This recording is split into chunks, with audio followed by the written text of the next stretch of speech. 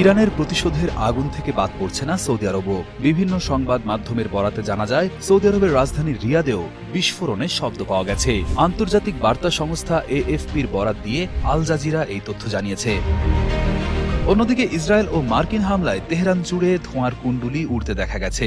ইরানের গণমাধ্যমগুলো পশ্চিমাঞ্চলীয় ইলাহ প্রদেশ সহ দেশব্যাপী হামলার খবর জানিয়েছে। বোমা বর্ষণের তীব্রতায় বেশ কয়েকটি ভবন ধসে পড়েছে। একই সময়ে সিরিয়ার আকাশে ইসরায়েলি বিমান উড়তে দেখা গেছে বলে খবর পাওয়া গেছে।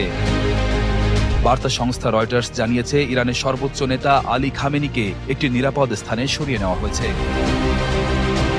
আগের যুদ্ধে ইসরায়েলের গুপ্তচরেরা ইরানের বিভিন্ন স্থানে হামলা করেছে। এবার সেই সুযোগ বন্ধ করতে তেহরানের রাস্তায় এখন সামরিক বাহিনীর উপস্থিতি চোখে পড়েছে। বিভিন্ন মোড়ে মোড়ে নিরাপত্তা চেকপোস্ট বসানো হয়েছে। মার্কিন গোয়েন্দা সংস্থা বা জাতিসংঘের পারমাণবিক পর্যবেক্ষণকারী সংস্থা কেউই এমন কোনো প্রমাণ পায়নি যে ইরান পারমাণবিক অস্ত্র তৈরির চেষ্টা করছে। তারপরেও ইসরায়েল এবং ট্রাম্প প্রশাসনের অনেকেই এই দাবি প্রচার করে আসছে যে ইরান পারমাণবিক বোমা তৈরি করছে। যুদ্ধ অপরাধের দায়ে অভিযুক্ত ইসরায়েলের প্রধানমন্ত্রী বেনিয়ামিন নেতানিয়াহু বলেছেন, ইরানে হামলার উদ্দেশ্য ছিল একটি অস্তিত্বগত হুমকি দূর করা।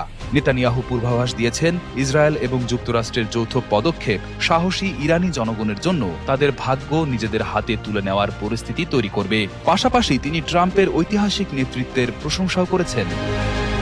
নাম প্রকাশে অনিচ্ছুক একটি সূত্র জানিয়েছে, আলোচনা চলার সময়ই এই হামলার পূর্ব পরিকল্পনা করা হয়েছিল। সূত্রটি আরও জানায়, এই আলোচনাগুলো ছিল স্রেফ একটি আচ্ছাদন।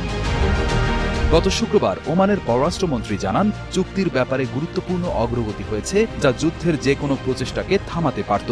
কিন্তু এতদ সত্ত্বেও যুক্তরাষ্ট্র এবং ইসরায়েল ইরানে আগ্রাসন চালাতেই আগ্রহী।